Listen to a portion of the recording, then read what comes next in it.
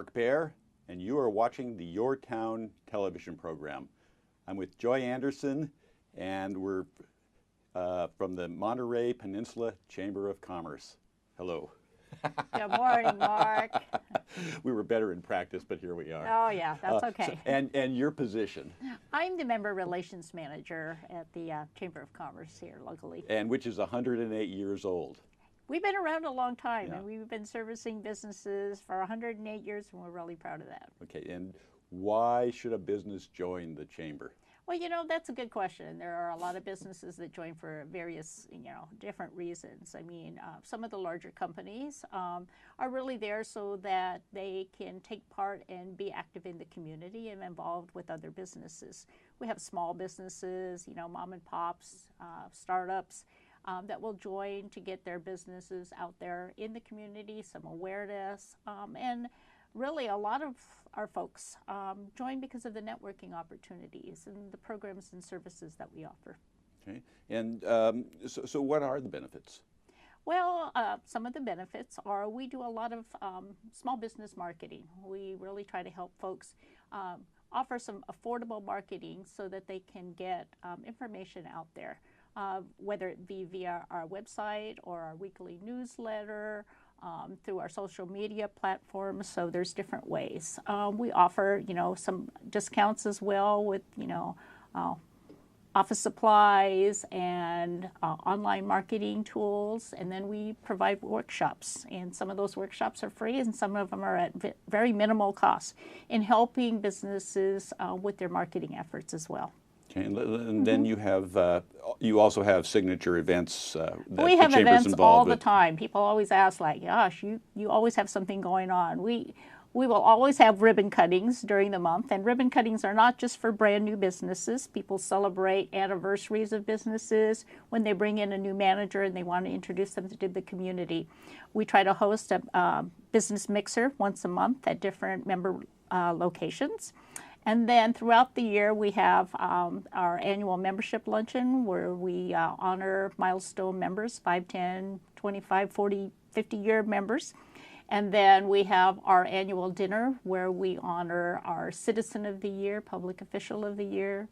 We honor a Robert C. Littlefield Lifetime Achievement Award, Business of the Year, and Volunteer of the Year. We have a golf tournament. We also have a Business Excellence Awards dinner that happens in the summer, and we have a leadership luncheon, which we invite city leaders from all the various cities to give us an update on what's going on in their particular jurisdictions, and then we end up with our Business Expo, usually in October. And how can we learn more about this? The best way to learn about it is, well, to go onto our website, which is montereychamber.com. You can sign up for our newsletter online, and it also gives you all the information of all the happenings. And we actually have a page on the website that gives a lot of community information, whether it be an update. Last year we did it on the Sobranas fire, so we gave a daily update. Right now we have live cam videos on the roundabout construction. It could be various and different things. So a lot of community information there. Okay, and so and then let's talk about you a little bit, and let's talk about your background. And you were a host of YourTown before, and as the audience knows, we're reviving this show, and we're coming back and putting it in a new form. And you're going to be a host of this show, and as we spoke before, as hosts of the show, we see ourselves as boosters, and you've been involved in this community for a long time. Let's speak about you a little bit, your background. My background is I get involved in everything. And I've been coined the phrase, it's like, does she ever sleep, and, why is she so active? I'm active because I love this community. I mean, I was fortunate to be born and raised here. And so it was always in my genes to go ahead and, make sure that we take care of our community and give back as much as possible. But I pretty much grew up in the hospitality industry, working at, various hotels and resorts here on the peninsula. And then I moved away for about 16 years, which really gave me a different view on life. I mean, I grew up in a fairly small community. I mean, the peninsula is a very small area in comparison to some of the larger cities where I moved to Phoenix and Columbus, Ohio, and Milwaukee. But I traveled extensively for a lot of my jobs, and I saw places in the United States and Canada that I never dreamed that I'd visit. Some good and some what I call interesting. But it really made me think about how great and how wonderful this area is and what we have to offer. And it's just not the scenic beauty. I mean, that's a draw for so many people coming in to visit us. But just the people that live here and how giving and how supportive they are of everything that goes on. You can't find that anywhere else. I mean, I try to get active belonging to service organizations in other cities, and it just didn't have the impact it does here. Let's talk about this, because one of the things that is special here, and you're an embodiment of this, is it is possible to get involved. And part of the, and part of our boosterism, part of what we're letting the world know and reminding our community of, is that if you want to be active, you can. It's not hard. No. And it's also very much in our local DNA to be involved, which is different than other places, and that's kind of a luxury in itself. Well, I think part of it is that you can do as little or as much as you want to at any time. I mean, if it's, I can give you one Tuesday every other month, there are organizations that need your help. So that's the beauty of it. Some people, are afraid of making a commitment. Well, I can't make a commitment. And in a lot of respects, you don't need to. The social media platforms right now put out a lot of information or a lot of calls for volunteers for just certain things. And it could be for one day, for 1 hour. And it's amazing how many people step up to the plate. But there are, we have over 1,200 nonprofits in our community. So that tells you how much assistance is needed when it comes to helping. Do you find that members of the Chamber are also involved in, besides promoting their own businesses, that their businesses are involved in giving back, and that there's that relationship between the for-profit and the nonprofit communities? Oh, absolutely, here? Absolutely. I mean, the nonprofits rely on the business community for support. Exactly, yes. Whether it's financial support or hands-on assistance, whatever it might be. But the great thing about it is that the organizations here and the business community, collaborate so well. And you don't find that all the time. I mean, that people, they sponsor, or they, a lot of our business community leaders serve on the boards of those. And so it's, it's a small community. See, I'm getting used to this, because I've been here long enough that you'll go around town and you'll know people, and people go from from organization to organization, but they know you need help with one organization. You say, gee, I know that guy can help you out here. This cooperative idea here, it's just, I just find it a very positive about where we are. And as we were speaking before the show, we live someplace special, and you don't ever want to be blasé about it. No, no, you don't. Yeah. It just, for me personally, it really shed a lot of light when I moved away. There was no comparison. I mean, and I lived in the suburbs of cities. I never lived in a downtown area. But it was different. There was something about it. I couldn't place it. Some of those places were beautiful, and I enjoyed living where I lived, but there was nothing like this community for some reason. It's just, and I hear that from people all the time that have moved here. It's just like, why didn't I move here earlier? Maybe when I was working. But it's a beautiful place. My children did the same thing. They all lived in other places of the country, and they all came back. So it's a good thing for us as a family. Well, you have many people who are here by choice that could live anywhere else. You have many people here who have the most sophisticated world experience in the big world that have come to a small area to live and to be part of a community.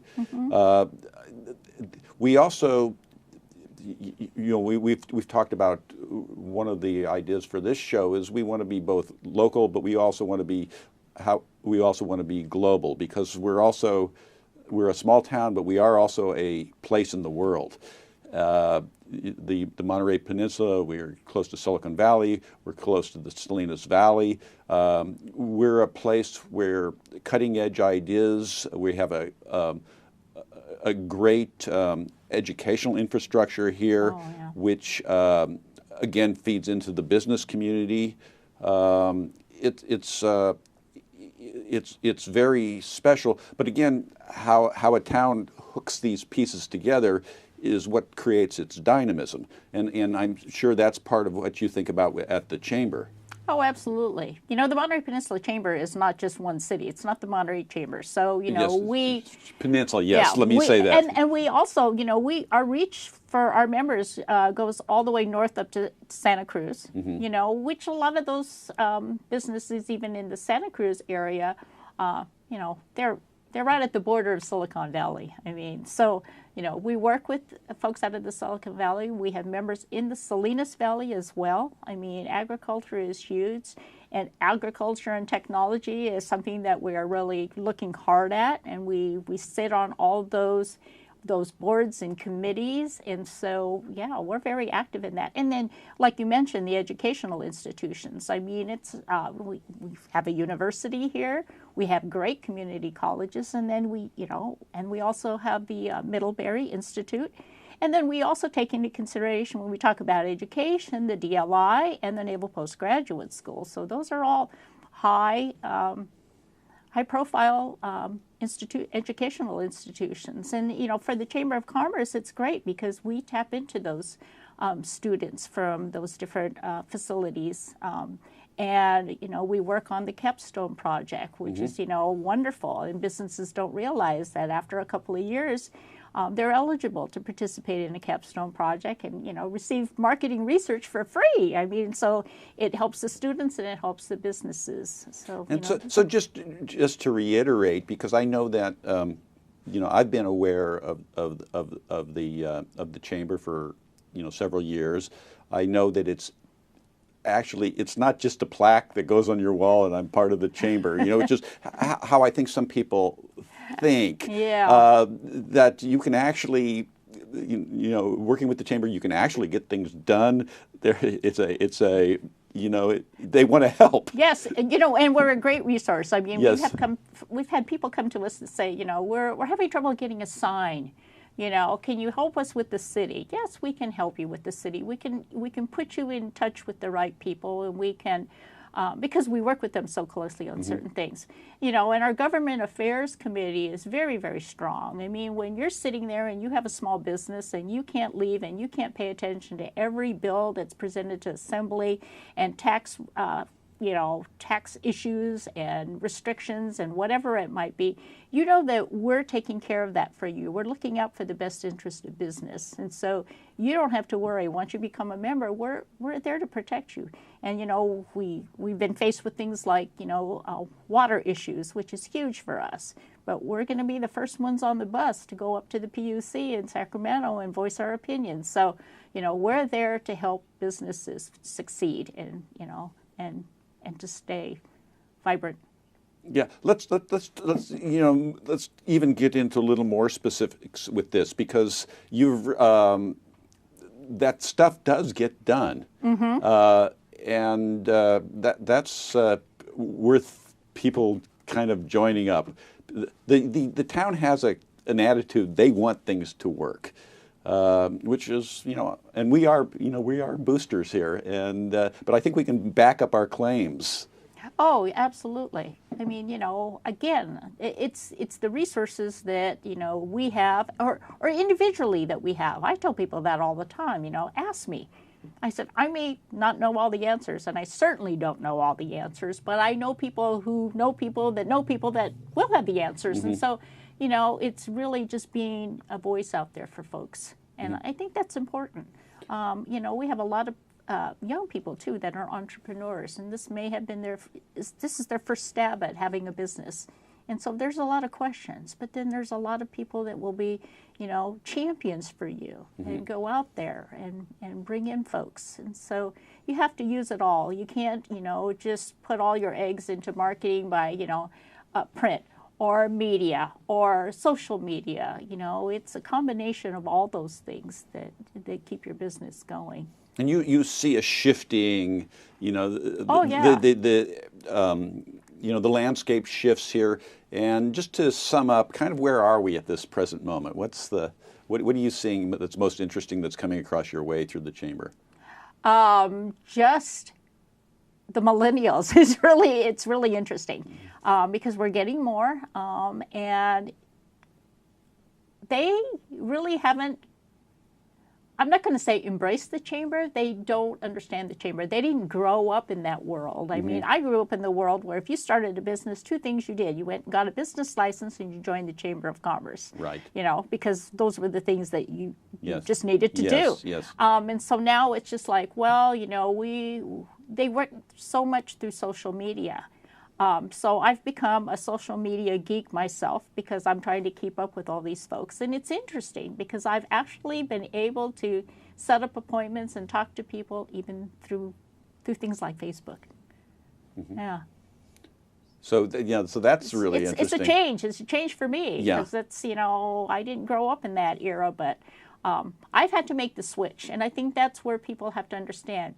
We also, you know, have to make a switch into, you know, which avenues are going to, you know, help you with your businesses. And it's different. It's a little bit different now. Yeah. It doesn't mean that we, you know, throw out the newspaper or, you know, because we still have a lot of people that are hooked on having that piece of paper in their hand or that magazine. So they're, you know, print has faded somewhat, but it's still there. Okay. So we can't knock it off. Just before we run out of time, one more time, how do you join the chamber? How do you find us? You join the chamber. First of all, visit our website, MontereyChamber.com. There's a Say link that again. there, MontereyChamber.com. And there's information on there. You can also call us. Direct number for me, 831-648-5388, or you can email me at joy@MontereyChamber.com, and I'll be glad to meet with you and talk about your business. Thanks, Joy. This is Mark Baer. You've been watching the YourTown television program.